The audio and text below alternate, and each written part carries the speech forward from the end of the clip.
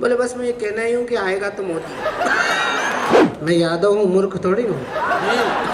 कहा दादी तुम मर जाओगी। चाय वाला आया है, मतलब 29 में भी आएगा चाय वाला ही लगा। लड़की इधर आके बैठ गई, ऐसा लग रहा है जैसे झारखंड जम्मू कश्मीर में घुसना। मेरी किस्मत में बचे हुए श्रोताओं, भगवान जी रोज यही कह के मेरे को रोज ऐसे हल्दी घाटी की तरह उजड़ा हुआ मैदान पकड़ा देते हैं। तो फिर कहते हैं कि हमारे सर्वश्रेष्ठ संचालक। मुझे पता है मैं यादव हूँ, मूर्ख थोड़ी हूँ। सक्रिय राजनीति में हूँ, तपन जी लाए हैं, लेकिन मेरे खानदान में किसी ने गाय ढोर का चारा नहीं खाया आज तक, ना किसी सरकारी टोटी को हाथ लगाया। और यादव होने के बाद भी मुझे गाय के गोबर से दुर्गंध भी नहीं आती है। मैं आपके मध्य प्रदेश का ISI ब्रांड हूँ, पहले इस्तेमाल करो फिर विश्वास करो। विश्वास तो आपको है ही। भैया आप डिवाइडर पे टिक जाते हैं ना, उसमें क्या हो गया? कहाँ जगह ढूंढ रहे हैं? इधर बैठना हो तो चेतन जी के पीछे बैठो, अभी इनका भविष्य ठीक है, उज्जवल है। तो हम तो शुरू से पूर्णकालिकों के पीछे ही हैं, इसीलिए जिंदा भी हैं। हम अल्पकालिकों के पीछे लगते भी नहीं है। कभी फालतू में भावुक हो रहे हैं कि भाजपा कांग्रेस के लोग साथ साथ बैठे हैं, साथ साथ बैठे हैं। अब ये बैठे नहीं तो जाए कहाँ? क्योंकि पहले कांग्रेस हारती थी तो भाजपा जीतती थी, भाजपा हारती थी तो कांग्रेस जीतती थी। अब इन दोनों के बीच में एक नई खरपतवार पैदा हो गई है, आप। और वो आपका में पाप ज़्यादा है। और बहुत बारीक बात कह रहा हूँ, जो राजनीति समझते हो उनका समर्थन देखना चाहता हूँ। जब जब आपके नेताओं को ये दोनों पार्टी के लोग देखते हैं तो ये सोचते हैं और अपनी किस गलती का परिणाम है ये। इसलिए इन लोगों का साथ बैठना जरूरी है। और हमारे तो श्रीमंत कोजीराव पवार हमको सिखाते थे कि चुनाव केवल 15 दिन के होते हैं, बाकी हम सब लोग एक परिवार के लोग हैं जो यहाँ कविता सुनने के लिए बैठे। बहुत अच्छी भैया, वाह। तब मैं आपको थोड़ी देर सुनाता हूँ। फूल श्रद्धा के तेरे दर पे चढ़ाने आया, गीत गोविंद के कुछ छंद सुनाने आया। जहाँ दोनों जहाँ का सरपरस्त बसता है, मैं उसी दर पे अपने सर को झुकाने आया। और 2 पंक्तियाँ पढ़ रहा हूँ और मेरे प्रिय मित्र और मेरे भाई राम बाबू को समर्पित कर रहा हूँ। अभी अभी उन्होंने वो दुख भोगा है, मैंने तो ये दुख 1985 में भोग लिया था। लेकिन 2018 में जब पिताजी नहीं रहे तब लगा कि दुनिया कितनी बड़ी है और दुनिया का कितना बड़ा बोझ है। माता पिता का बिछो क्या होता है, लेकिन राम बाबू निराश मत होना, 2 कदम में चला, अभी पूरा सफर बाकी है। बस्ती से गुजरा हूँ, जंगल का सफर बाकी है। मेरी हस्ती को जमाने का कोई खौफ नहीं, जानता हूँ माँ की दुआओं में असर।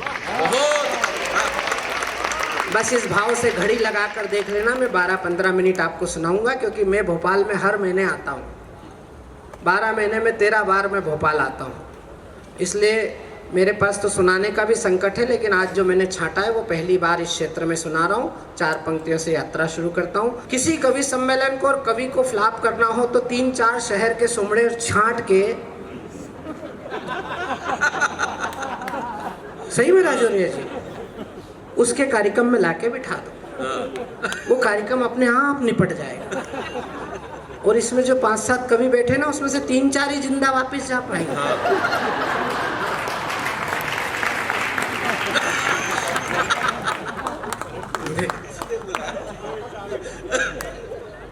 लड़की इधर आके बैठ गई, ऐसा लग रहा है जैसे झारखंड जम्मू कश्मीर में घुसना।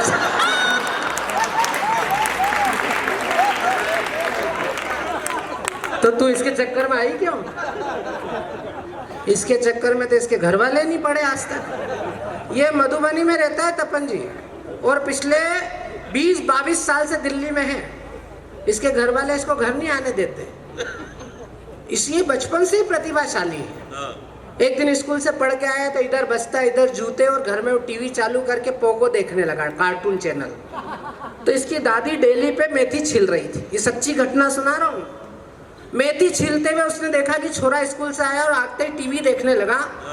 तो दादा दादी के परिवारों में तो आप जानते हैं, दादी ने इसको छेड़ा, बोले क्या तुम आते ही टीवी देखने लगे, जरा हमसे बात ही कर लो। तो शंभू शिखर तो शंभू शिखर है, इसने तुरंत टीवी बंद करी और बोले लाओ दादी आज तुमसे बात ही कर लेते हैं। और बैठा दादी के सामने यमराज बन के और दादी से पूछा दादी अपन इस घर में 6 लोग कब तक रहेंगे। अब दादी की नाक पे चश्मा और उसने इसको देखा, अब ये मेथी नहीं बघाड़ने देगा आज। दादी ने कहा 6 लोग कौन? तो शंभू ने कहा मैं, मेरी छोटी बहन, पापा, मम्मी, आप और ये बिल्ली। इसने घर की बिल्ली तक गिन ली। तो दादी ने इसको समझाते हुए कहा कि कल तेरे पापा से कहेंगे तो एक कुत्ता ले आएंगे, डॉगी ले आएंगे, हालांकि तेरे रहते हुए जरूरत नहीं है, लेकिन ले आएंगे तो अपन साथ हो जाएंगे। तो इसने तुरंत प्रश्न फंसाया, बोले वो कुत्ता इस बिल्ली को खा जाएगा तो अपन तो 6 ही रह जाएंगे। तो दादी ने कहा बेटा फिर तुम बड़े हो जाओगे, तुम्हारी शादी कर देंगे तो अपन फिर साथ हो जाएंगे। तो फिर इसने कहा कि छोटी बहन की शादी हो जाएगी तो अपन फिर 6 ही रह जाएंगे। तो दादी ने ब्रह्मास्त्र निकाला।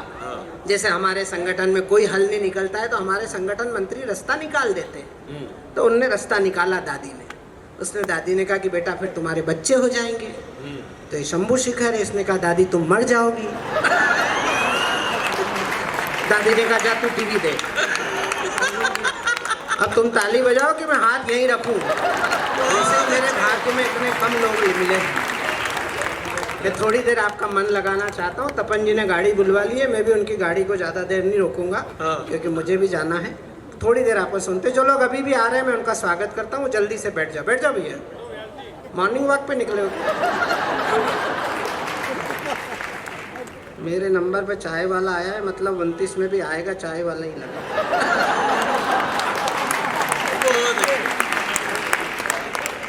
अच्छा राम बाबू हमको बुलाते हैं तो लोग सोचते होंगे इनको क्यों बुलाते हैं, लेकिन हम भी क्या करें, मामला ही इतना भाजपाई हो गया है। अभी ये तपन जी जिस क्षेत्र में संगठन मंत्री थे, मंदसौर के पास, राम बाबू जी सच्ची घटना है मल्हारगढ़ की, वो मुन्ना बेटरी ने सुनाई मुझे। 110 साल की पटेल माँ की डोकरी शांत हो गई और 110 साल की डोकरी शांत हुई तो परिवार ने कहा कि मृत्यु को महोत्सव में तब्दील करेंगे, कल भव्य शव यात्रा निकलेगी।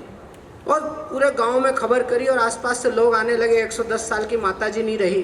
घंटे 2 घंटे रोना पिटना होने के बाद माताजी के हाथ पैर हिलने लगे। तो छोरों सक्रिय हुए, 5-6 लड़के थे, सबने घेरा माताजी को। माताजी ने थोड़ी देर बाद आंख खोल ली, उठ के बैठ गई। तो बड़े बेटे ने पूछा माताजी क्या हुआ? बोले बेटा मैं स्वर्ग के दरवाजे तक चली गई थी, फिर वापिस आई हूँ। तो छोरे उनकी बेईमानी जगी, उनने सोचा कोई खजाना बताएगी डोकरी। बोले माताजी फिर क्यों आई? बोले बस मैं ये कहना ही हूँ कि आएगा तो मोदी।